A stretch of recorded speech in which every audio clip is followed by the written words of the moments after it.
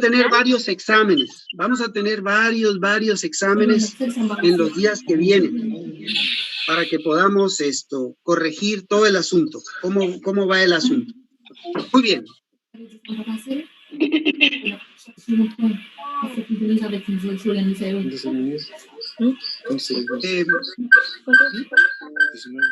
Doctor, yo tengo una duda. Sí, dígame. ¿Esos exámenes que usted dice van a contar como sí, papelitos este es el tercer parcial. Este es el tercer parcial. Los demás cuentan como papelitos, entonces. No. Ayer y hoy, tercer parcial. Sí, pero los que van a poner después. Son el tercer parcial. Bueno, lo que falta... O sea, vamos a sumar los dos que presentamos ayer.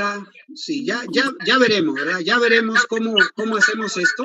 Pero lo que pasa es que el coronavirus los ha afectado a casi todos.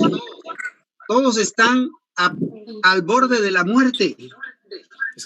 Tigre se quedó corto con este coronavirus. Ese es el asunto. Por eso vamos a tener que hacer más exámenes a ver si rescatamos algunos. Ese es el punto, ¿no? Pero sí está grave, muy grave, más que otros cursos el asunto. Doctor, una pregunta. Ahí platicamos con calma. Okay. Sí. ¿Sobre cuántas preguntas va a evaluar el tercer parcial entonces? Nada más quiero saber eso. Segundo y tercer examen que hicimos. Gracias. Muy bien. Este tema del corazón es muy interesante. Muy interesante. Yo les animo a que lo estudien con cuidado, ¿verdad? Ahora sí, apague los micrófonos. A que lo estudien con cuidado, se van a dar cuenta por qué. Primero, miren, la circulación fetal tiene que ver con la reanimación neonatal. ¿Se acuerdan que la revisamos cuando vimos la reanimación neonatal? Y ahora es fundamental para entender las cardiopatías congénitas. Si usted no entiende eso, está perdido. ¿Cómo circula la sangre antes de nacer? ¿Qué cambios ocurren al momento de nacer? ¿Cómo circula la sangre después de nacer? Y esto que le llamamos la hemodinamia. ¿Cómo cambia los flujos de sangre después del nacimiento si hay un defecto cardíaco? Entonces, la hemodinamia es básica. A ver si alguno de ustedes me recuerda cómo va la circulación fetal. Ahí con la figura me puede ayudar.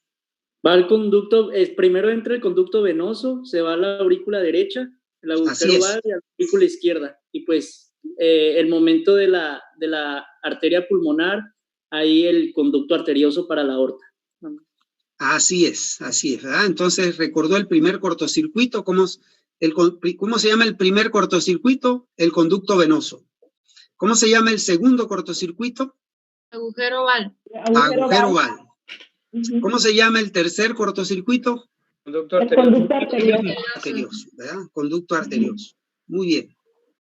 Déjenme decirle, muchachos, que pues yo también ando apurado con esto porque estamos viendo pacientes con ese bendito coronavirus, muchachos. A ver cómo me va a mí con esto. Pero ya hay, aquí en Montemorelos ya hay. ¿En la Carlota? No, en la Carlota llegaron unos sospechosos, ¿verdad? Y sí han habido pacientes sospechosos, pero no han hecho el diagnóstico, ¿verdad?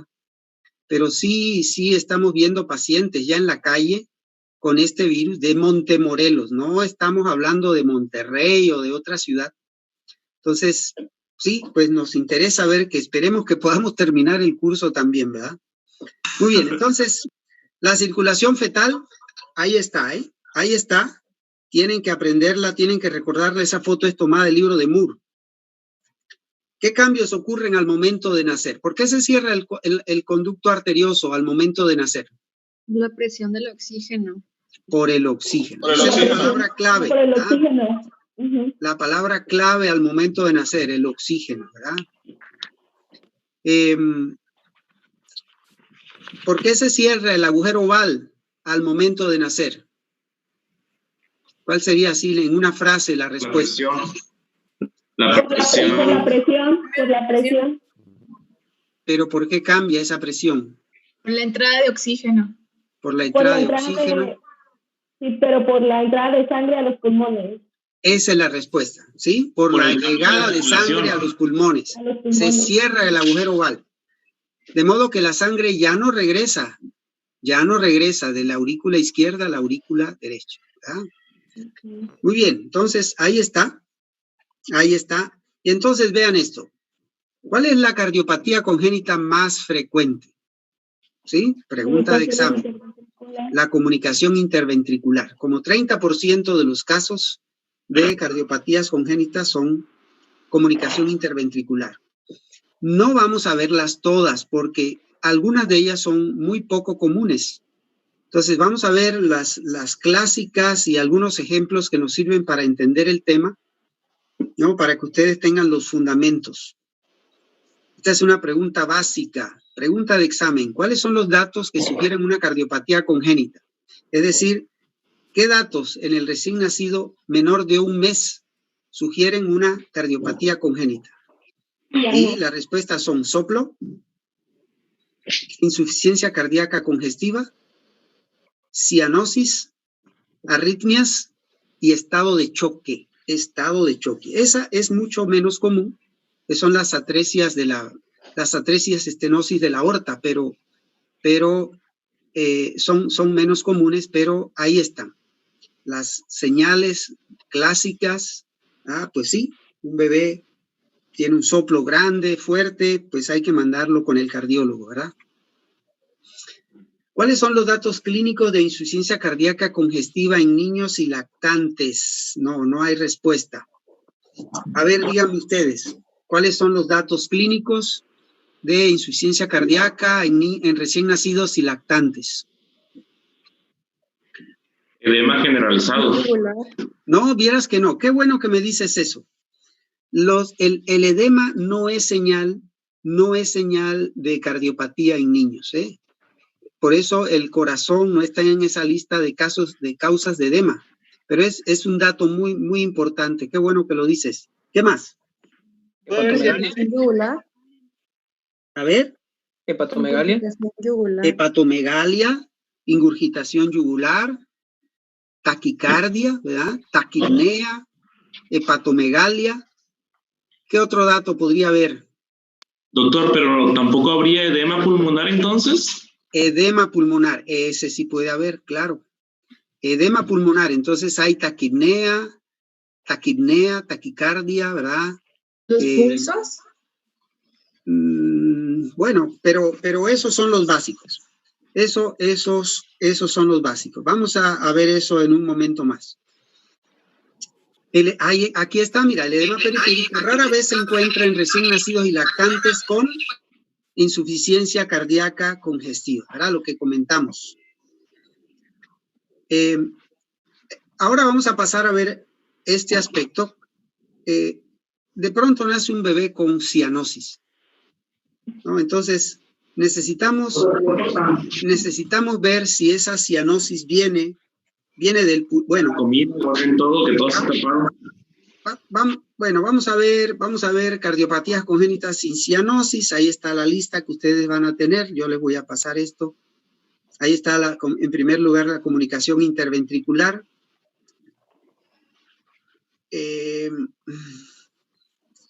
Bueno, nos quedamos... Vamos a ver esto. Cardiopatías congénitas potencialmente cianógenas. Cardiopatías congénitas con cianosis, ¿verdad? Atresia tricúspide, tetralogía de Fallot, transposición de grandes vasos, ¿verdad? Esas son las clásicas. Y entonces vamos a contestar esta pregunta. ¡Qué caray! Ahí está. ¿Cómo sabe uno si una cianosis es de origen cardíaco o pulmonar? Y para eso se hace la prueba de hiperoxia. Es sencillo. Si tienes un problema pulmonar, y le pones oxígeno, pues la cianosis mejora. Si tienes un problema cardíaco y le pones oxígeno, la cianosis no mejora. No mejora. Eso es sencillo, ¿no? Cianosis, le haces la prueba de hiperoxia. Si la presión parcial de oxígeno aumenta, estamos aquí a la izquierda, ¿verdad? Entonces es una enfermedad pulmonar. Pero si la presión parcial de oxígeno no cambia, ¿verdad? Entonces seguramente va por aquí, es una cardiopatía congénita. La hipertensión pulmonar también eso hace referencia a ventilación mecánica, ¿verdad? La hipertensión pulmonar es poco común, ¿verdad? Es menos común. Entonces, ese punto, ojo con esto. La prueba de hiperoxia se hace cuando se coloca a un niño en un ventilador con oxígeno al 100% durante 10 minutos. Eso es lo que dice la regla, ¿verdad? Se toma una gasometría antes, se toma una gasometría después. A ver qué cambio hay en la presión parcial de oxígeno. Un cambio superior a 150 milímetros de mercurio indica que es un problema pulmonar, ¿verdad? Ahora, eso no lo hacemos. Lo que hacemos es poner al niño en un casco cefálico con oxígeno y le ponemos un flujo alto, unos 6-8 litros por minuto, y eso va a dar una concentración de oxígeno de por lo menos 80%. Eso es muy sencillo, un casco no es invasivo, ¿verdad? Imagínate intubar para poner en un ventilador a un recién nacido que por lo demás está tranquilo, ¿verdad? Eso como que no suena muy razonable. Entonces le ponemos el casquito y vemos qué pasa. Si el paciente no mejora su color, no mejora la saturación, no mejora el oxígeno, seguramente estamos ante una cardiopatía congénita con cianosis, ¿sí? Ese es el punto. Vamos a ver este punto. ¿Dónde se aprecia mejor la cianosis? En la boca, en los labios. ¿Sí? Ahí está la figura mostrando. De pronto no es tan fácil, sobre todo en un recién nacido que todos nacen morados. Pero yo les digo, ¿no? Que después de unos 10 minutos, un bebé sano se pone rosado. Si acaso tiene si acaso tiene acrocianosis, pero nada más. Pero si un bebé pasan 2-3 horas y sigue morado, eso no es normal. Eso no es normal. Entonces, más o menos así funciona el asunto.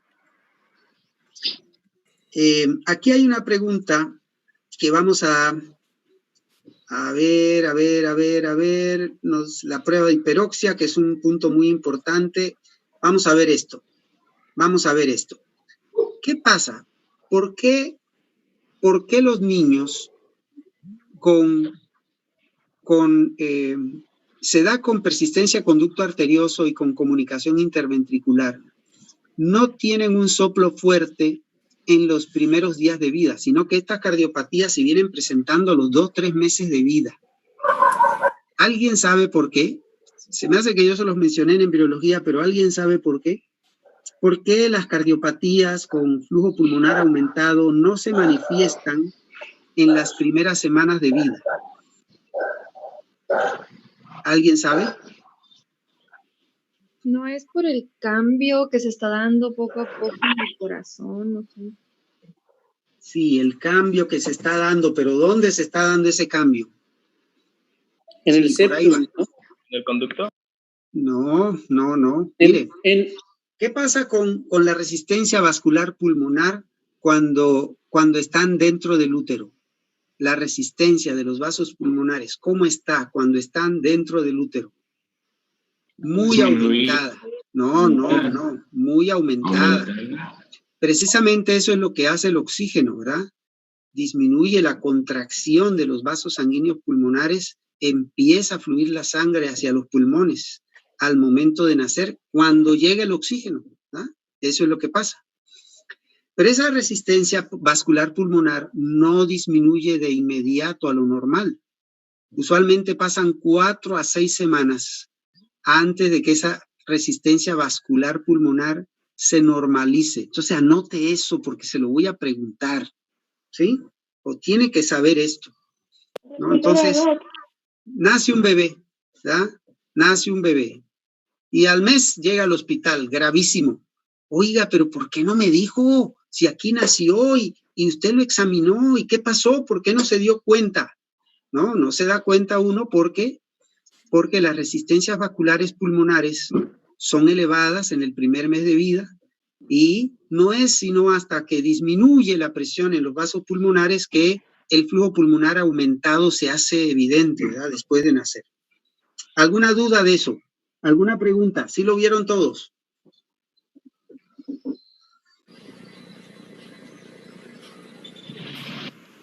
¿Sí lo entendieron?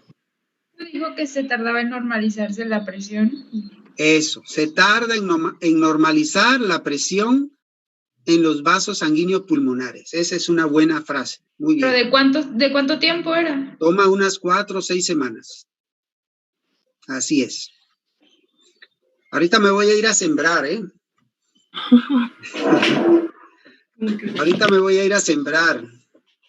Está la tierra, como ha llovido, está muy bueno el tiempo. Está especial. Muy bien. Vamos a seguir con esto y vamos ahora a otro tema, la radiografía de tórax. ¿Qué podemos ver en una radiografía de tórax? El flujo pulmonar. Bien, primero, el flujo pulmonar. Entonces uno contesta, ¿el flujo pulmonar está aumentado o está disminuido? ¿Sí? Y entonces, debiera ponerles una radiografía normal. Fíjense que no se me ocurrió. Pero miren, el flujo pulmonar lo voy a tratar, miren, ya en el tercio externo del pulmón no hay líneas blancas, no hay vasitos. Eso es lo normal. Eso es lo normal, ¿sí? Esta placa es una placa con poco flujo pulmonar, ¿eh? De paso, esta es una placa con flujo pulmonar disminuido, tiene el corazón. Esta es una hipertrofia del ventrículo derecho que van a aprender ustedes más adelante. La punta del corazón se levanta, ¿no? Este es un corazón en zapato sueco, así se le llama. Y esto tiene flujo, pero entonces, en esta otra, esta es una cardiomegalia global. El flujo pulmonar está aumentado, las rayitas blancas están muy, muy notorias, pero sobre todo eso, se ven en el tercio externo del pulmón. Ahí en el tercio externo del pulmón no se deben ver vasos. Todo lo que vemos, esas rayitas blancas que vemos en una radiografía son los vasos sanguíneos, cuando el rayo las atraviesa. Entonces, primer punto, ¿el flujo pulmonar está aumentado o está disminuido? Es una pregunta que siempre debemos contestar, porque usualmente el paciente, el siguiente paso, pues tiene un soplo, o tiene insuficiencia cardíaca, o tiene arritmia, ¿verdad? O tiene cianosis. El siguiente paso es tomarle una radiografía de tórax. Flujo pulmonar aumentado. Si el flujo pulmonar está aumentado, ¿cuál será la manifestación? A ver, díganme ustedes. Cianosis. No. Fíjate, qué bueno que lo dices. Si el flujo pulmonar está aumentado, imagínate, tiene exceso de sangre en los pulmones. ¿Cómo va a haber cianosis? ¿Verdad? Es todo lo contrario, ¿no? Hipertrofia del ventrículo. Disnea. Si el flujo pulmonar está aumentado, ¿cuál es la traducción clínica de eso? Edema. Lo acaban de decir hace unos momentos. Disnea. Edema de pulmón. Edema de pulmón, insuficiencia cardíaca congestiva, ¿sí? Así que las cardiopatías congénitas que tienen flujo pulmonar aumentado, su manifestación es la insuficiencia cardíaca congestiva, ¿sí? Ese es el caso de la comunicación interventricular, de la persistencia del conducto arterioso, dos cardiopatías que tienen el flujo pulmonar muy aumentado. Y vamos a ir viéndolo poco a poco. Ahí están, ¿no? La comunicación interventricular, la tetralogía de Fallot da flujo pulmonar disminuido. Su principal manifestación es la cianosis. No hemos visto una pregunta, yo creo que viene más adelante. Número 2, si hay una imagen característica, y entonces tenemos 3 imágenes características en la radiografía de tórax. el corazón en zapato sueco, que es la tetralogía de Fallot, el corazón de huevo, que es la transposición de grandes vasos, y la imagen en muñeco de nieve, que es el drenaje venoso pulmonar anómalo total.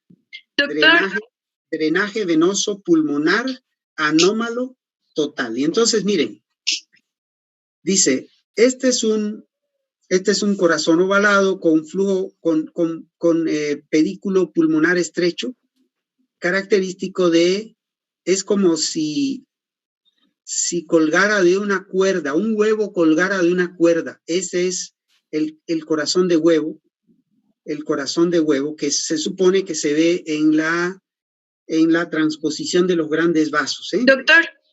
Corazón de huevo, transposición de los grandes vasos. Sí. ¿Podría compartir su pantalla? A ver, ¿no está viéndose? No. ¿Por qué no me dicen eso? Sí se ve. Sí se ve. A ver. Sí se ve, doctor. Sí se ve.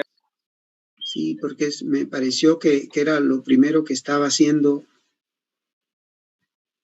Lo hice otra vez por si acaso. Ya, gracias, doctor, es que no la veía yo. Ándale. Luego de eso tenemos el corazón en zapato sueco de la tetralogía de Fallot, con flujo. El flujo pulmonar aquí está muy disminuido. Vamos a ver la tetralogía de Fallot en un momento más. Y el corazón en muñeco de nieve, que es el drenaje venoso pulmonar anómalo total. Entonces, vuelvo y repito, si el flujo pulmonar está aumentado, si el flujo pulmonar está disminuido, si la imagen cardíaca te da una imagen característica, ¿verdad? Es lo que podemos ver. Si hay cardiomegalia, número 3, si hay cardiomegalia. Y vean esto, ¿cuál es el índice cardíaco en un adulto? ¿Cuál es el índice cardíaco en un adulto? Es decir, miden el tamaño del corazón, miden el tamaño del tórax y lo dividen. Sí han visto eso, ¿verdad? No era 11. ¿Y cuál es el valor normal del índice cardíaco? Así se llama. El tamaño del corazón dividido entre el tamaño del tórax. Menos de 0.5. 0.5, exactamente. 0.5. Pues vean, en el recién nacido, el índice cardiotorácico es 0.6. No se olvide de eso. En el recién nacido, el índice es 0.6. Vean que en niños más grandes es 0.5 y hasta 0.45, ¿verdad? Entonces, ese es otro dato. Cardiomegalia significa que el corazón está más grande y el índice cardiotorácico está 0.6, 0.7, 0.8, ¿verdad? Vean el tamaño de la silueta cardíaca, ¿verdad? Si usted divide,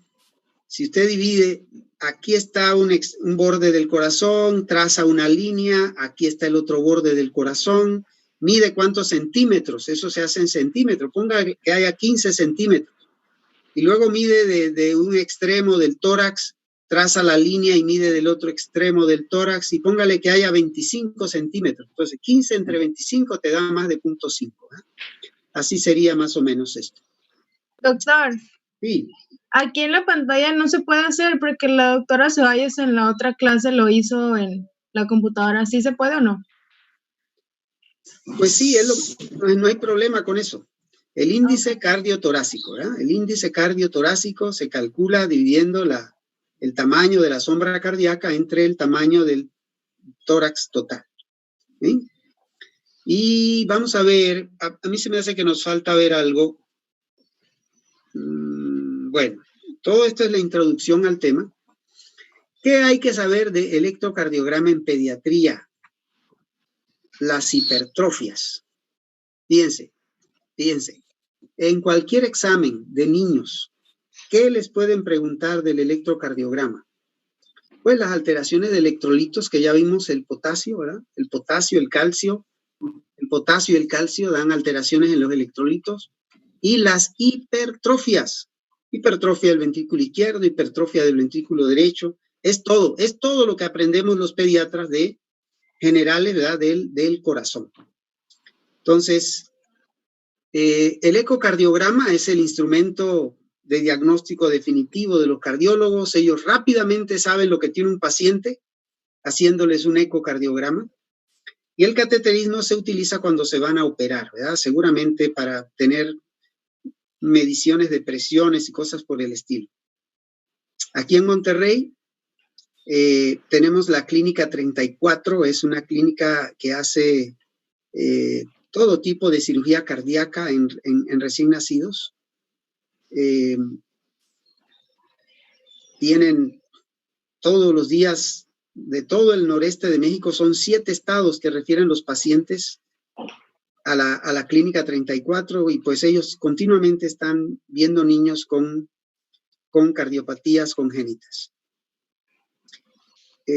¿Cómo podemos distinguir entre este nos faltaba? ¿Cuál es el mecanismo de la cianosis en las cardiopatías congénitas? Díganme ustedes. Que haya sangre que no está oxigenada en los tejidos, en la circulación sistémica. Entonces, ¿cómo se llama ese mecanismo? ¿Qué nombre recibe ese mecanismo? Shunt. Shunt. Una sola palabra, cortocircuito. Cortocircuito, shunt. En cambio, la sangre se desvía y no pasa por los pulmones, ¿no? Por ejemplo, una atresia de la válvula tricúspide, ¿verdad? La sangre llega a la aurícula derecha. Y de la aurícula derecha se encuentra que la válvula tricúspide no hay paso al ventrículo derecho. Entonces se va hacia la aurícula izquierda. En la atresia de válvula tricúspide, la sangre pasa de la aurícula derecha a la aurícula izquierda, el agujero oval permanece abierto.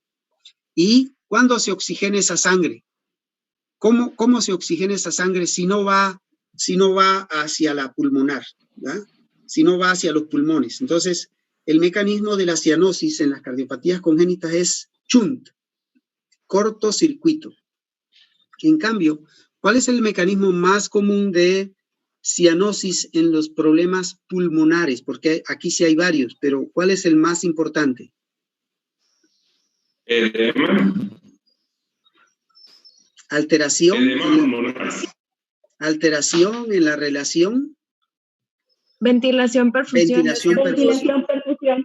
¿Sí? Alteración en la relación, ventilación, perfusión, ¿no? Entonces, ahí está el mecanismo en los problemas pulmonares, el mecanismo, por eso las cardiopatías congénitas no mejoran con oxígeno, porque la sangre no está pasando por los pulmones.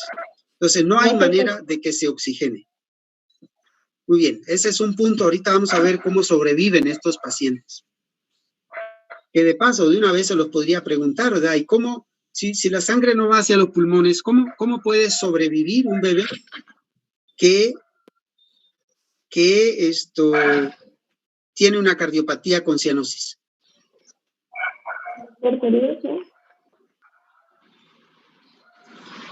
¿Ah?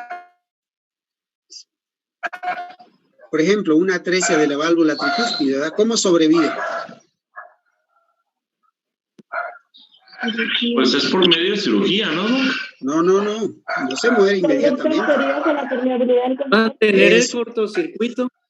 Tiene que haber un cortocircuito, tiene que haber una comunicación. La más importante de esas comunicaciones es el conducto arterioso. También puede servir la comunicación interauricular, el foramen oval, o la comunicación interventricular. ¿Sí? Aunque el perro me haga competencia. ¿Cómo se llama el perro? Johnny, tu micrófono. ¿Cómo se llama el perro? Tigre. Tigre. Ah, está bueno. Entonces, los pacientes con cardiopatías congénitas con cianosis sobreviven porque tienen por lo menos temporalmente abierto un cortocircuito. ¿Verdad? Bien, vamos a seguir ahora con la primera cardiopatía congénita. Dice, usted tiene un niño de 3 años referido por otro médico general que presenta un soplo la actividad física del niño es normal, su crecimiento y desarrollo son adecuados. Entonces, vean esto, vean esto. Es un soplo sistólico de eyección de carácter vibratorio 2/6, que se escucha mejor en el borde external inferior izquierdo, sin irradiación. Al acostarlo, el soplo desaparece. Vean esa descripción, vean cuál es el diagnóstico de este caso. ¿Cuál es el diagnóstico? A ver, estoy buscando un tablero porque se me hace que sí lo voy a utilizar. No, hombre, pero va a ser imposible. Vinieron mis nietas y me ilustraron el tablero, así que no lo voy a poder usar. No lo voy a poder usar. Vamos a tener... Pero sí necesito un tablero. Déjame ver si tengo uno chiquito.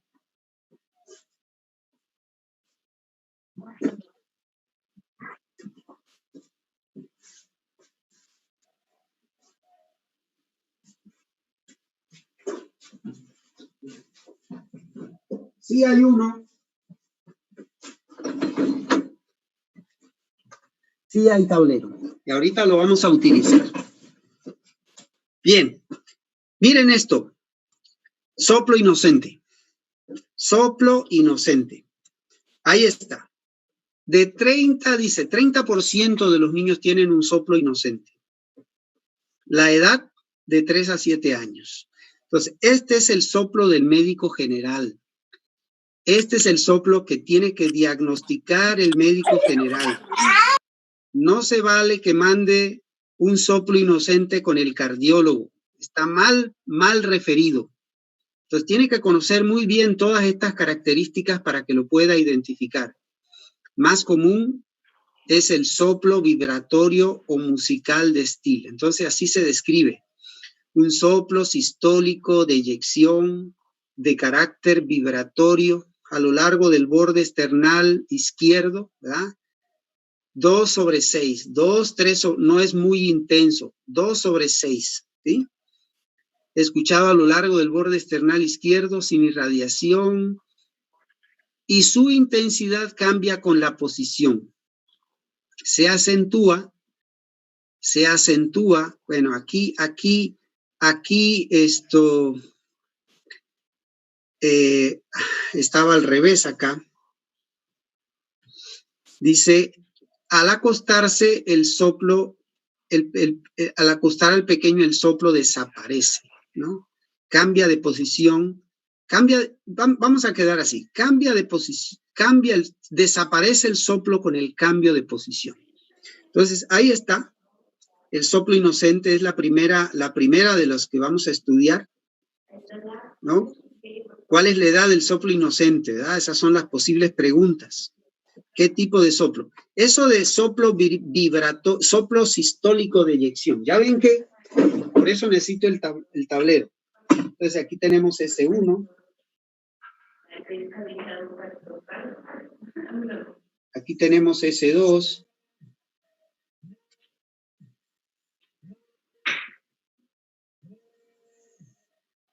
Entonces, eso es un soplo vibratorio de eyección. ¿Sí? S1, S2. S1 es el primer ruido, S2 es el segundo ruido. Acá seguiría, esto es la sístole. Acá es la diástole. ¿Verdad? Sístole, diástole. ¿No? Entonces, Doctor, es un soplo sistólico. Es un soplo sistólico vibratorio, ¿verdad? Un soplo de eyección, así se llama, ¿eh? Así se llama, así se describe su imagen. Muy bien, seguimos adelante. Este es el primero de los puntos que vamos a estudiar.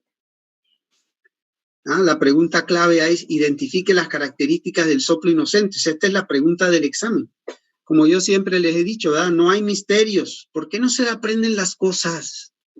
Tan sencillo que es, ¿sí? Yo veo que están batallando mucho, muchachos. ¿Por qué? ¿Por qué están batallando tanto ustedes? Yo digo, ¿pero qué está pasando? No entiendo. si las cosas son claras, no hay misterios aquí, ¿verdad? No hay misterios, no hemos dicho nada raro, sofisticado, pero no entiendo, a menos que no estudien. Sería la única explicación, ¿verdad? Que no esté haciendo las cosas. Muy bien. Vean, segundo caso, usted atiende a un lactante de 4 meses con insuficiencia cardíaca congestiva en el cuarto de urgencias. 4 meses. Bueno, entonces ahí están estas preguntas que ya hemos contestado. Miren la edad. Casi todas las cardiopatías congénitas,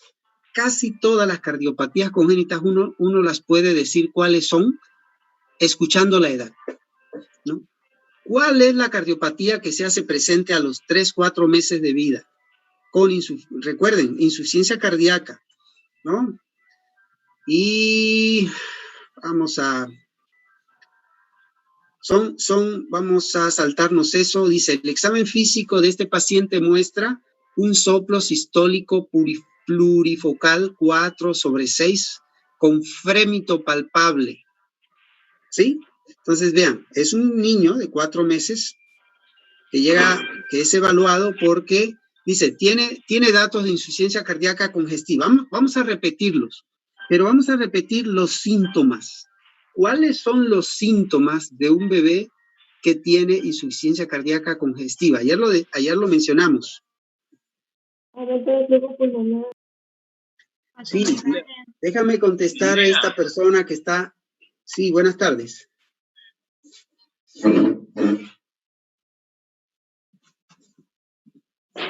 Adiós. Sí, mira, en este momento...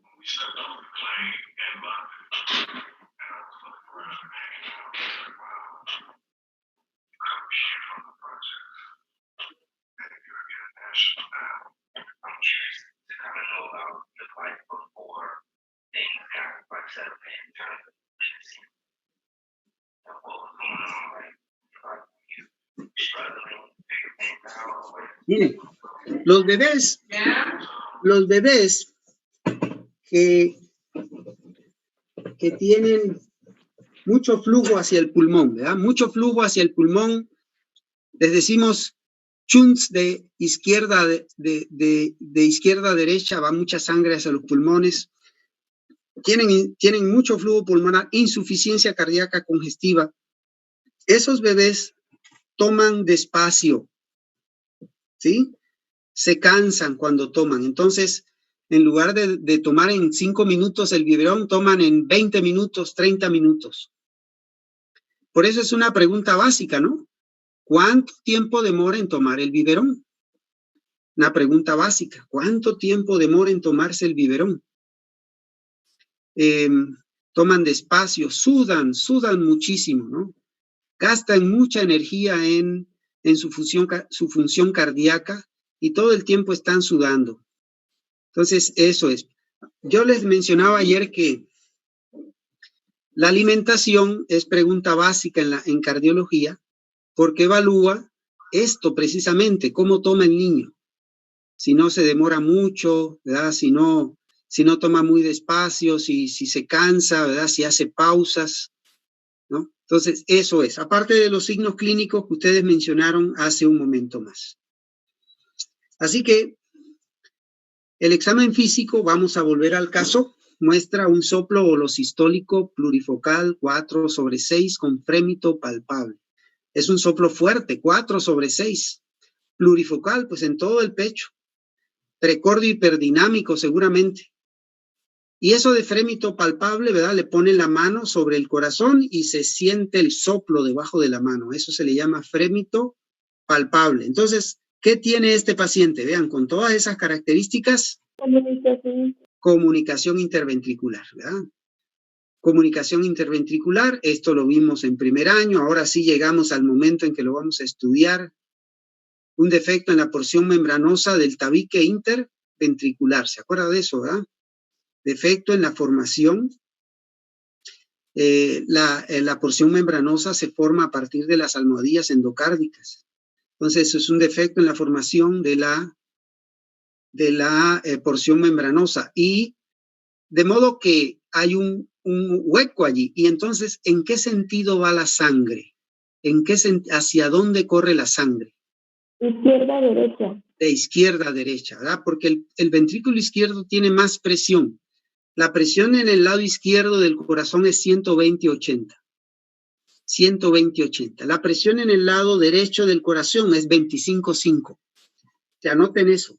De modo que cualquier defecto, la sangre va a fluir de donde hay más presión al sitio donde hay menos presión, ¿no? Así que en el ventrículo izquierdo hay mucho más presión que en el ventrículo derecho, así que si hay un agujero ahí, la sangre va a correr hacia el ventrículo derecho. Y esa sangre, después del nacimiento, ¿verdad? Después del nacimiento, va a tomar del ventrículo derecho, va a tomar la arteria pulmonar y de allí se va a los pulmones. Entonces, mucha sangre está circulando hacia los pulmones. ¿Puede repetir las presiones, doctores? Doctor, 120/80 del lado izquierdo. Sí. 25/5 del lado derecho. Algunos ponen 25/0, ¿verdad? Del lado derecho, pero es muy bajita. La presión en el sistema pulmonar, sistólica y diastólica, es bien poquito. Muy bien, entonces ahí está la imagen de la cardiopatía. ¿Vea? El ventrículo izquierdo, el ventrículo derecho. Ahí está el defecto, ¿verdad? Ilustrado, ¿no? La comunicación interventricular, la cardiopatía congénita más común, ¿verdad? El flujo pulmonar está aumentado. Ahí viene la pregunta, ¿por qué estos pacientes no tienen síntomas los primeros semanas de vida? Vamos a poner mejor semanas de vida. ¿Cuál es la respuesta? Por la resistencia vascular. Porque la resistencia vascular pulmonar todavía está aumentada. Entonces, tienen que pasar 2-3 meses antes de que se manifiesten los datos de su problema, ¿verdad? Vamos a saltarnos esta diapositiva. Los defectos más grandes se manifiestan a los 2 o 3 meses de vida. Ahí están los datos que mencionamos: pobre crecimiento, fatiga al alimentarse, disnea, sudoración excesiva, infecciones pulmonares recurrentes. El soplo es holosistólico, ¿verdad? ¿Qué significa holosistólico? Holosistólico. ¿Se acuerdan del soplo de eyección? El general. Soplo de eyección. Ahora vamos a ver holosistólico. Holosistólico es que es a lo largo de toda la sístole. ¿Ah? Holosistólico. ¿Sí? Ahí está. A lo largo de la misma intensidad, a lo largo de toda la sístole. Holosistólico. ¿Sí? Soplo sistólico de eyección, soplo holosistólico. ¿Verdad? Hemos aprendido esos dos.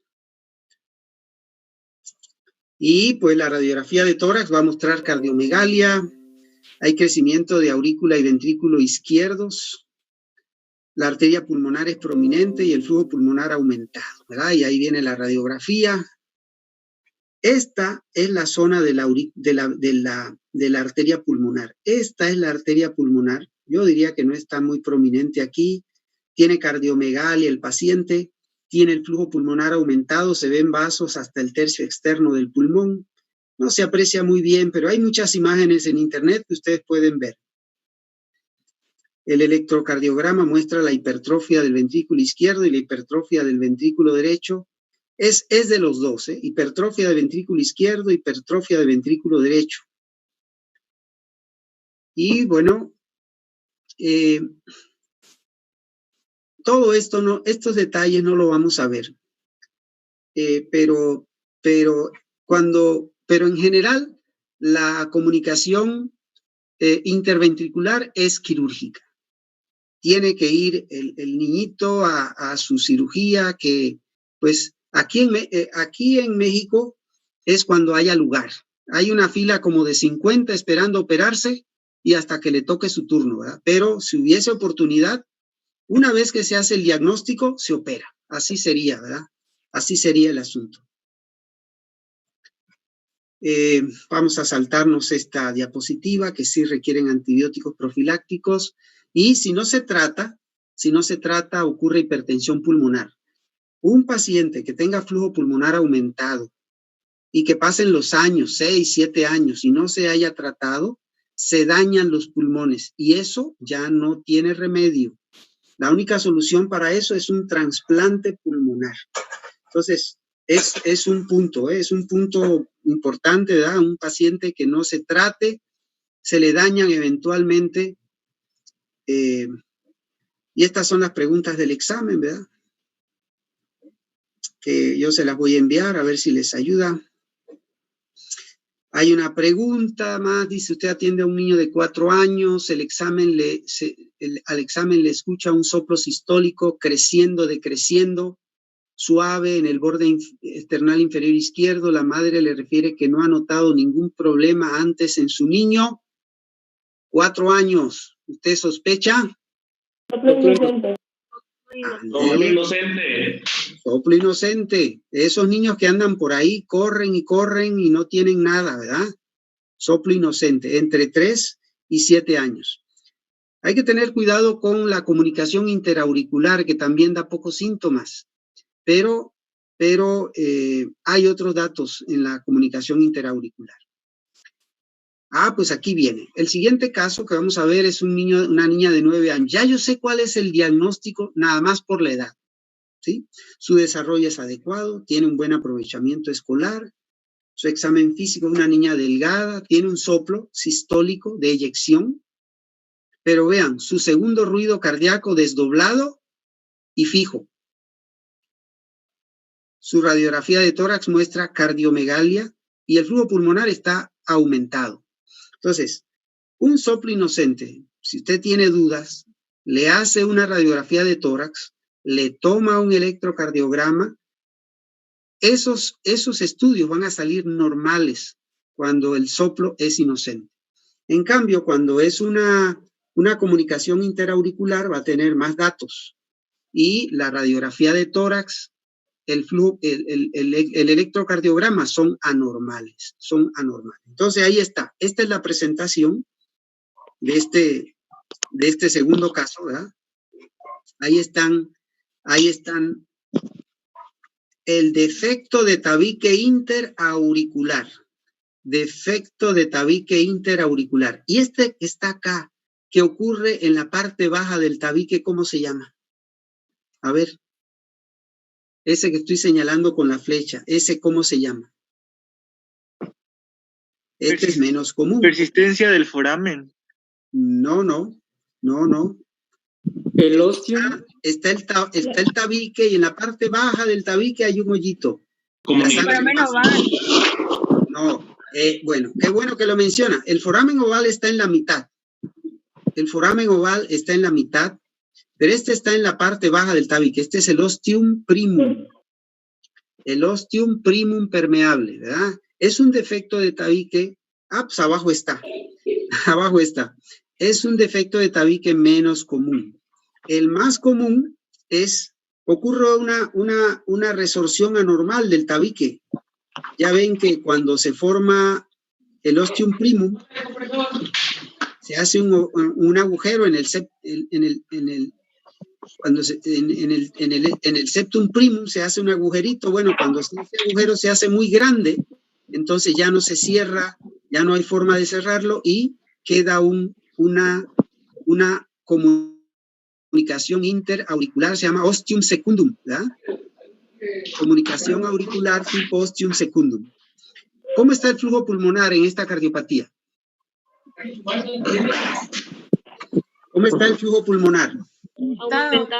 Aumentado, ¿verdad? Porque la sangre va de la aurícula izquierda a la aurícula derecha y de ahí pues al ventrículo derecho y de ahí a los pulmones. Así que el flujo pulmonar hacia los pulmones está aumentado. ¿Hay cianosis en esta cardiopatía? No, porque nada impide que la sangre vaya hacia los pulmones. No hay la sangre. Van a ver que las cardiopatías que tienen cianosis son aquellas que la sangre no llega no va normalmente hacia los pulmones. Así que aquí al contrario, hay como en la comunicación interventricular. A ver, aquí, ¿verdad? Como esta también, ¿verdad? No hay cianosis porque mucha sangre está yendo hacia los pulmones. Igual pasa acá en la comunicación interauricular, mucha sangre va hacia los pulmones. Entonces no hay cianosis en esta. Vean, ¿por qué las comunicaciones interauriculares no dan tantos síntomas como los CIB? Los CIB dan muchos síntomas. Insuficiencia cardíaca congestiva, 2-3 meses y ya tienen muchos síntomas.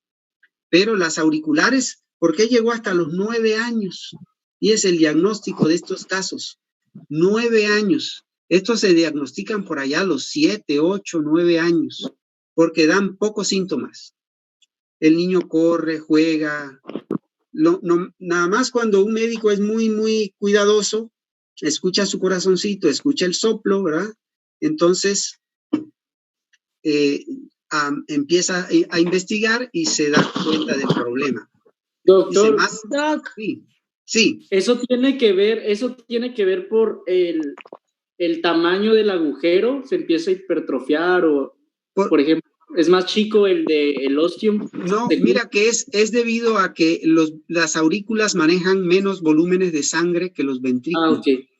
Eso más o menos es, por el poco volumen y el menor flujo de sangre que va hacia los pulmones.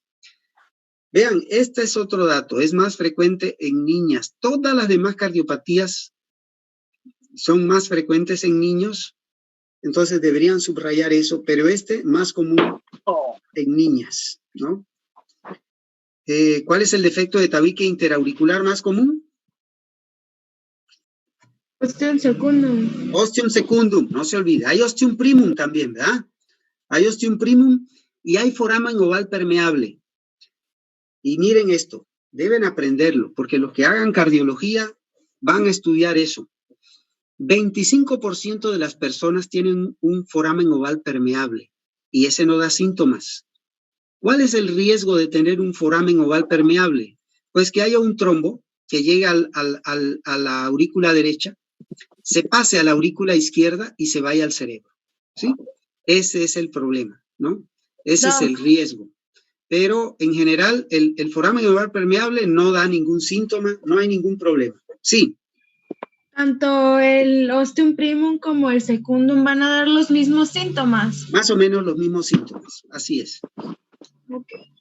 Pues ahí están ostium primum, ostium secundum, ausencia total del tabique, ¿verdad? Pobre crecimiento pondoestatural, pues la niña tenía el peso en el porcentil 5. Lo más frecuente es un individuo asintomático. Los niños más grandes pueden presentar algo de intolerancia al ejercicio. El soplo es un soplo como el soplo inocente. El soplo es producido por el flujo de sangre que pasa a través de la arteria pulmonar.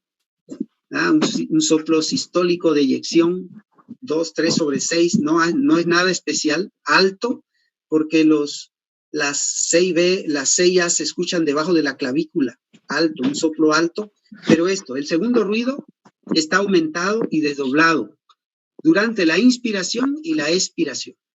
Entonces, pam, pram, pam, pram, pam, pram, así se escucha el segundo ruido, desdoblado y fijo.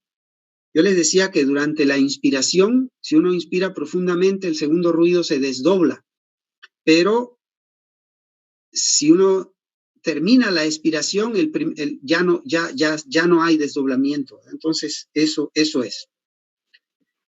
La radiografía de tórax muestra cardiomegalia leve, hay dilatación de aurícula y ventrículo derecho. ¿Sí? Son las cavidades que trabajan más.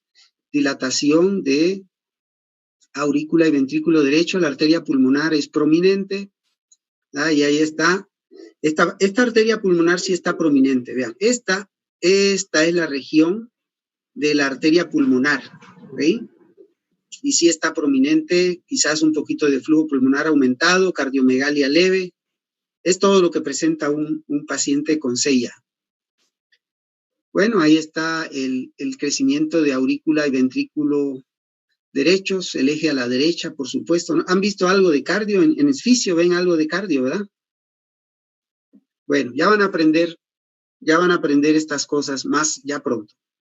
También en la comunicación interauricular, entonces en la radiografía se va a ver arteria pulmonar. Sí. Arteria pulmonar prominente, aumento de flujo pulmonar, cardiomegalia. La cardiomegalia en la C y B es muy prominente, muy prominente. Muy bien, aquí vamos. EKG, ¿tienen riesgo de desarrollar hipertensión pulmonar estos niños? Sí. Sí, ¿verdad? También, si el flujo es muy grande, pueden desarrollar también hipertensión pulmonar con el paso de los años si no son tratados, ¿no? Bueno, cierre todos estos. Miren, hace poco un egresado nuestro, Arboin, a lo mejor ustedes han escuchado de Arboin. Arboin es un muchacho que hizo cardiología. Él fue el tercero en el examen nacional de ese año. Él fue el tercero. Y entró a la clínica 34. Hoy, por cierto, él se fue a España porque él está aprendiendo a cerrar. Todo eso se va a hacer por cateterismo. Todos esos cierres. Quitar válvulas, poner válvulas. El futuro de la cardiología es eso. Van a hacer todo por cateterismo, ya no van a tener que abrirle el tórax a los pacientes. Yo no sé cómo va a ser eso, se me hace bastante complejo. Pero este muchacho está en España a ver cómo le habrá ido con el coronavirus, ¿eh?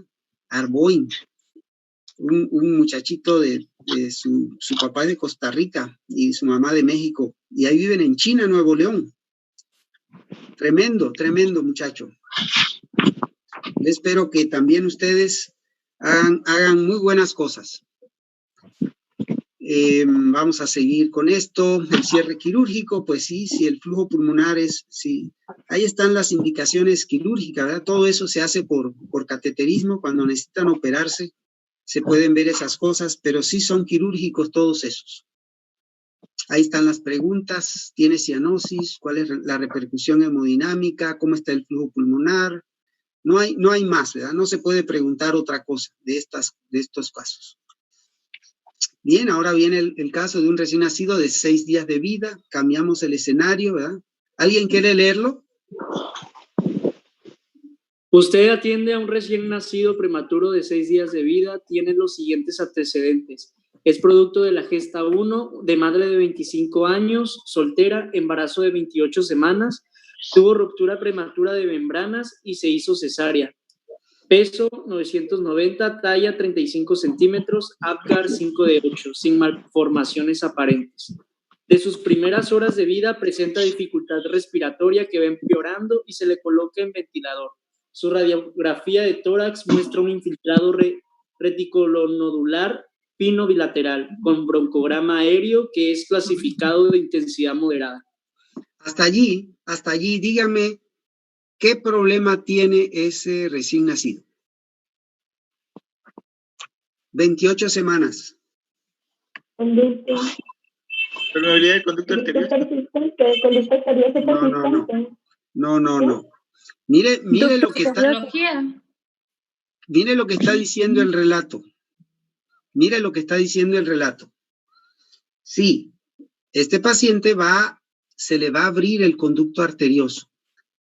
Entonces, pero fíjese cómo dice. Tiene mucha dificultad respiratoria. Tan grave es su dificultad respiratoria que lo colocan en un ventilador. ¿Transposición? Y su radiografía muestra un infiltrado reticulonodular fino bilateral. ¿Qué tiene? 990 gramos. Pues es prematuro. ¿Infección interventricular? No. Ducto arterioso persistente. No. Tiene deficiencia de surfactante. Eso, muy bien. Ese tiene una membrana hialina. Tiene deficiencia de surfactante. Esas son las características. Ya vimos ese tema, ¿verdad?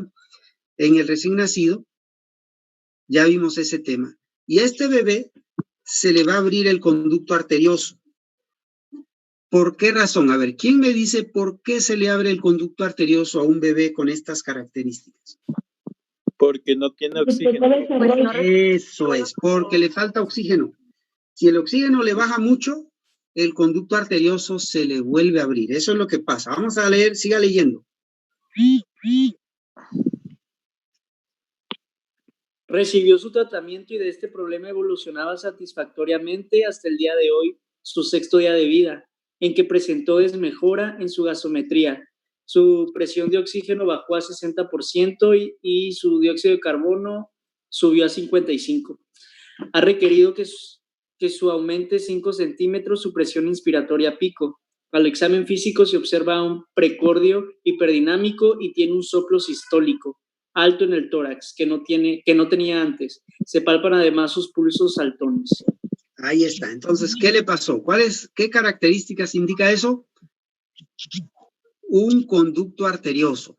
Un conducto arterioso. Se abrió su conducto arterioso. Entonces, esta combinación de cosas es muy común, tanto así que los niñitos que tienen membrana hialina les van dando todo su tratamiento y les dan la indometacina para cerrar el conducto arterioso. Es tan de la mano una cosa con la otra que prácticamente van juntas, ¿verdad? La membrana hialina y el conducto arterioso. Aquí está una imagen de un conducto arterioso acá arriba, ¿no? Yo les voy a preguntar a ustedes, ¿en qué sentido corre la sangre a través del conducto arterioso después del nacimiento? ¿En qué sentido? Derecha izquierda, ¿no? A ver, dígamelo con otras palabras. Corre de la aorta a la pulmonar. Muy bien. De la aorta. ¿Por qué razón de la aorta hacia la pulmonar? Porque hay más presión en la aorta. Entonces la sangre, después de nacer, el conducto arterioso está abierto, ¿eh? No se cerró. La sangre corre de la aorta hacia la pulmonar. ¿Cómo está el flujo pulmonar entonces? Aumentado. Esta es otra cardiopatía que da mucho flujo pulmonar. Decimos chum de izquierda a derecha, ¿no? Chum de izquierda a derecha. Mucho flujo pulmonar, tiene todas las características. ¿Cuál es la manifestación clínica del conducto arterioso? De las 4 que presentan de las 4 manifestaciones básicas, ¿cuál es la que presentan las persistencias de conducto arterioso? Aumento del flujo pulmonar. Pulsos arteriales periféricos saltones. Bueno, esa es una característica clínica. Disnea. Su manifestación es la insuficiencia cardíaca congestiva, ¿verdad? Flujo pulmonar aumentado, su manifestación es la insuficiencia cardíaca congestiva. Entonces ya lo dijimos todo. ¿Tiene cianosis este paciente? No, ¿verdad? No, porque hay mucho flujo hacia los pulmones.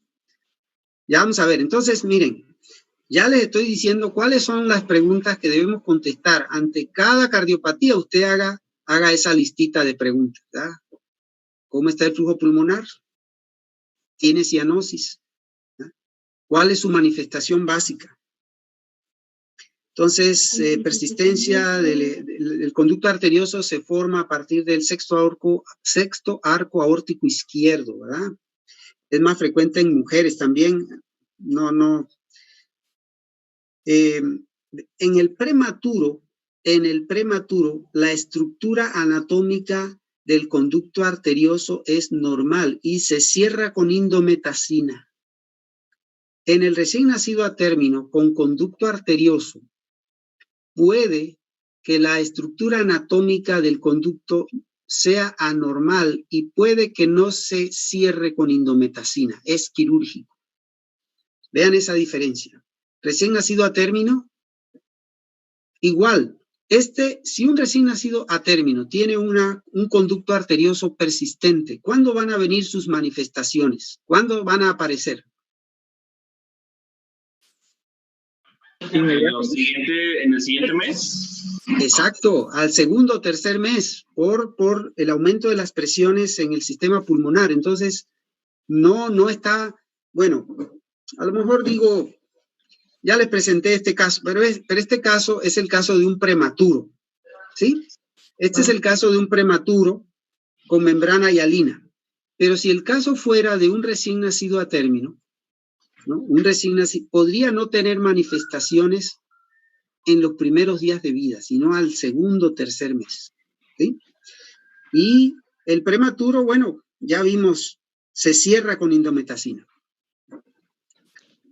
Es muy común, ¿verdad? Vean, ahí están en menores de 1200 gramos, 80% tienen un conducto arterioso. Una pregunta, ¿la indometacina se ocupa para cerrar entonces el conducto arterioso? Sí, es un inhibidor de la síntesis de prostaglandinas. Y estas prostaglandinas son las que mantienen abierto el conducto arterioso durante la etapa fetal. Esas prostaglandinas se sintetizan ahí mismo en el interior del conducto arterioso. Así es. Bien, datos clínicos, prematuros, síndrome de dificultad respiratorio y deterioro progresivo de la función respiratoria, ¿verdad? Como se explicó en el caso. Precordio hiperdinámico, datos de insuficiencia cardíaca congestiva, pulsos periféricos saltones. ¿Se acuerdan que les decía ayer de palpar todos los pulsos pedios? Esos casi no se palpan. Uno trata de palpar los pulsos pedios y prácticamente es raro que uno logre sentir los pulsos en el dorso del pie. Pero cuando hay un conducto arterioso es característico que son notables los pulsos pedios, ¿verdad? Es el dato. El soplo sistólico en foco pulmonar y el soplo continuo en maquinaria es el de los niños que tienen varios meses de vida. En el recién nacido prematuro tienen un soplito sistólico, ¿verdad? En foco pulmonar, ¿verdad? Pero en los niños ya de meses que nacen, ¿verdad? Recién nacidos a término, que nacen con conducto arterioso, esos tienen un soplo continuo en maquinaria, mejor oído en la zona. Eso es que el soplo es durante la sístole y durante la diástole, ¿sí? Entonces vamos a hacer así un dibujito, S1, S2, S1. Aquí viene la línea y el soplo se escucha, ¿sí? Entonces, ahí está S1, a ver así, a ver acá, ahí está, ¿no? Durante toda la sístole y durante toda la diástole, S1, S2, S1, ¿verdad? Sístole, diástole, sístole, diástole. Entonces, ese se llama soplo en maquinaria. Si usted es curioso, es lo que me falta, ponerle los ruidos de los soplos, pero en internet están todos esos soplos. Usted puede escucharlos, si es curioso, puede ir a internet, ahora que tiene mucho tiempo, puede hacerlo, ¿no? Se presenta a los 2-3 meses cuando son recién nacidos a término, pobre crecimiento, fatiga al alimentarse, toma despacio, ¿sí? ¿Se acuerdan de eso? Igual que una CIB. Precordio hiperdinámico, pulsos saltones, presión diferencial amplia, ¿no? La diferencia entre la presión sistólica y diastólica.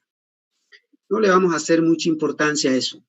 Cardiomegalia, ¿verdad? Flujo pulmonar aumentado, prominencia de la arteria pulmonar, ahí está una imagen, ¿verdad? Persistencia de conducto arterioso, hay cardiomegalia, aumento del flujo pulmonar, no se aprecia muy bien, la verdad que no es una buena foto.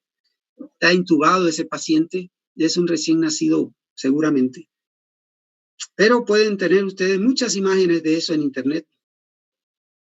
El electrocardiograma muestra el crecimiento de cavidades izquierdas, ¿no? Aurícula y ventrículo izquierdo, hipertrofia de ventrículo izquierdo, ¿no? Ahí están las manifestaciones que más adelante ustedes van a aprender mejor. El conducto arterioso es muy importante, como vamos a ver en las cardiopatías congénitas. Su persistencia permite que el recién nacido sobreviva en algunos casos. El residente te pregunta, ¿cómo se trata? Bueno, ahí está la pregunta. ¿Cómo se trata esta cardiopatía en el prematuro? ¿Cuál es la respuesta? Indometacina. Indometacina, ¿verdad? Con indometacina. Muy bien. Persistencia del conducto arterioso. Y si no mejora, cirugía, ¿verdad? Y si no mejora, cirugía. Exacto, ¿verdad? Doctor, una pregunta. ¿El soplo en maquinaria había dicho que también lo tiene el conducto arterioso entonces? Sí. Okay. Es el caso de recién nacidos a término, que se van a su casa, que tienen un soplo muy pequeño. Miren, la mitad de los recién nacidos tienen un soplo. La mitad de los recién nacidos tienen un soplo y llegan al mes a la consulta y no tienen nada. Es bien importante esto porque no hay que alarmar a los padres. Yo personalmente no les digo, no les digo. Nace un bebé, casi todos tienen un soplo, no les dando diciendo, no hay nada que asuste más a un papá y decir, oiga, es que su niño tiene un soplo. Porque se van a angustiar mucho, pero al mes se ve eso. Si el soplo persiste o es más fuerte, hay que evaluarlo, mandarlo con el cardiólogo. Pero en general, si la mayoría de esos soplos desaparecen, se terminan de desarrollar las estructuras y los soplos desaparecen. Vamos a saltarnos esta. Aquí están todas las preguntas, ¿verdad? Y, a ver, hallazgo clínico importante en la persistencia de conducto arterioso. Pulsos saltones. Ahí está, ¿verdad? Cianosis, no hay. No. Eso de no se palpan los pulsos femorales, ¿en qué cardiopatía es? Aórtica. Coartación de aorta, ¿verdad? Soplo sistólico plurifocal con frémito palpable.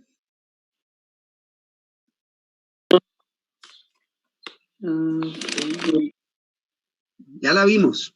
¿Sí ya? Comunicación interventricular. Comunicación interventricular. Segundo ruido desdoblado y fijo.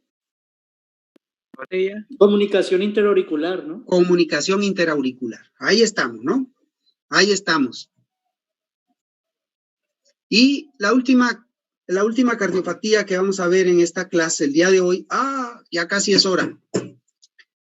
Es un muchachito que llegó a la consulta externa de la prepa un buen día, le toman la presión 150-105.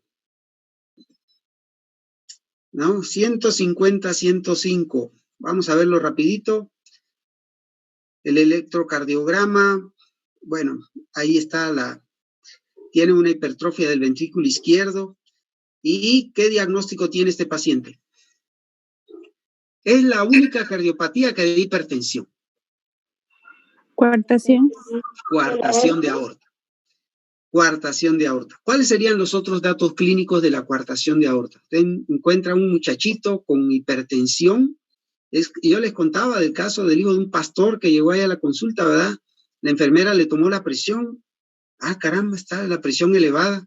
Recuerde que para ver la presión en niños tiene que consultar las tablas de percentiles, porque cada edad va variando. Entonces hay tablas que uno consulta. ¿A alguien le tocó un caso de eso? De paso, entonces nos entrevistamos hoy a las 8. Hoy sí lo vamos a hacer, si Dios quiere, para discutir los casos que pues son algo que me va a ayudar a evaluarlos también y a ustedes a repasar todos los temas que tienen que aprender. Al cabo ahorita, pues, ¿qué más hacen, verdad? Hay aptitud. Entonces, algunos trabajamos. Los casos a las 8 de la noche. Entonces, ahí está estrechamiento de la aorta, usualmente a nivel del conducto arterioso. Hombres, mujeres 2-1. Paciente femenina con coartación de aorta. ¿Cuál es el diagnóstico? ¿Se acuerdan de esa? Síndrome de Turner. Asociada a aorta bicúspide en 70% de los casos. La yuxtaductal, esa es la que vamos a aprender. Las otras sí hay datos clínicos y todos son bastante complejos, pero nada más nos vamos a aprender esa yuxtaductal. 98% de los casos. Ahí está una imagen de una coartación de aorta. Aquí está la estrechez. Vean, aquí viene la aorta, aquí está la estrechez. Y esto que vemos así, que dibujan con un montón de vasos, ¿cómo se llama? Eso que, miren, aquí viene una rama gigantesca. ¿No? ¿Colaterales? Colaterales. Tienen una circulación colateral tremenda para hacerle llegar sangre a la mitad inferior del cuerpo. Eso es muy grande. ¿Cómo hizo eso Dios, verdad? Como una persona que no le llega sangre a la mitad inferior del cuerpo, el cuerpo busca la manera de hacérsela llegar, ¿no? Entonces desarrollan una red de vasos sanguíneos colaterales, anastomosis extenso. el examen físico, ¿dónde hay más presión? Le toman, le palpan, ¿qué le hacen? ¿Qué le examinan a un muchacho que tiene hipertensión? Pulso femoral. Pulso femoral, ¿verdad? Porque ellos no tienen pulso femoral. ¿Y qué más hacen? Tomarle la presión en las 4 extremidades. Eso se necesita un aparato de presión con Doppler. Es difícil hacerlo manualmente. Estos aparatos que te dan la presión así solitos, se inflan, se desinflan y te dan la presión. Se ponen en los 2 brazos y las 2 piernas. Normalmente la presión en los miembros inferiores es mayor. Fíjense, 15, 20 milímetros de mercurio es mayor la presión en las piernas. Cuando hay coartación de aorta, la presión en los miembros superiores es mayor que la presión en los miembros inferiores, ¿sí? Para que lo tengan ahí presente. ¿Cómo se presenta esto? Aumento de la presión en los miembros superiores. Y pues una vez que uno sospecha esto, le hace un eco, va con el cardiólogo, el cardiólogo luego te dice que tiene una coartación de aorta.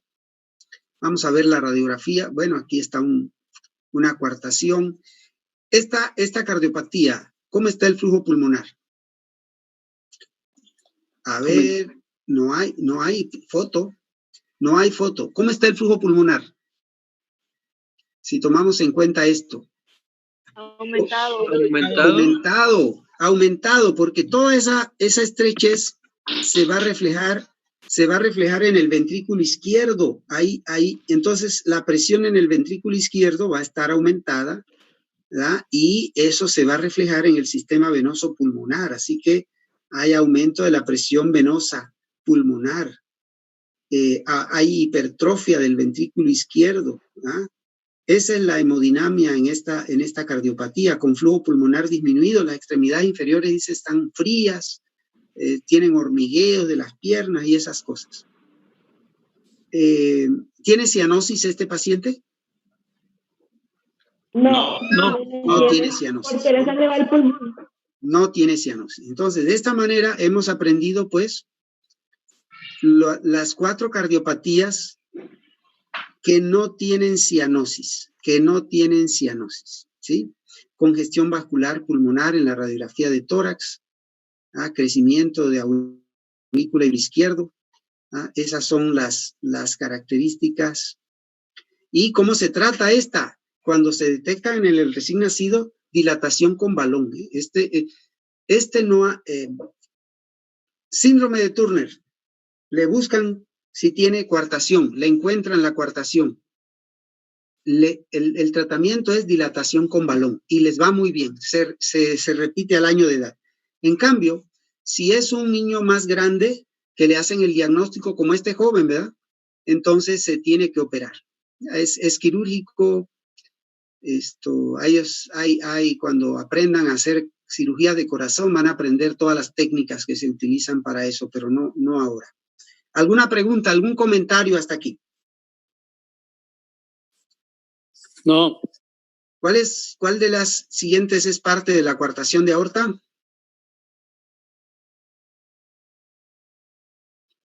La electrocardiograma con hipertrofia. Electrocardiograma. Eso, muy bien, muy bien. Parece que están aprendiendo todas las preguntas, ¿verdad? Vean, ¿verdadero o falso? ¿Hay niños con pulso femoral palpable normal? Y la respuesta es sí, sí. Unos pocos pueden tener pulso femoral palpable. No sería. Bueno, muy bien. Los dejo pues porque yo sé que ya a lo mejor tiene su maestro que sigue. Doctor. Sí. Doctor, ¿cree que nos pueda subir la diapo? Sí, se las voy a subir. Sí, se las voy a subir. Bueno, gusto en saludarlos y prepárense, estudien porque yo les anuncio en breve cuándo vamos a hacer el siguiente examencito. Seguramente el próximo lunes vamos a tener otra vez examen. El examen final va a ser de todo. Sobre todo para aquellos que no les va muy bien, yo les anuncio. Doctor, ¿el examen final va a ser de los temas últimos que hemos visto? Vamos a seleccionar algunos temas. Ya lo programaron para el miércoles, doctor.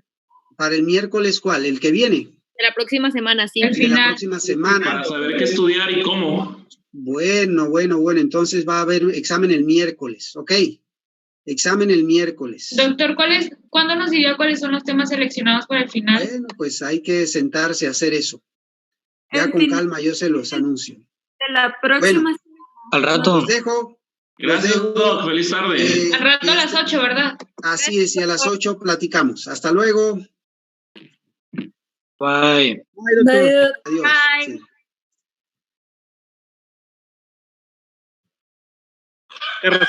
Dan repaso ahí, güey.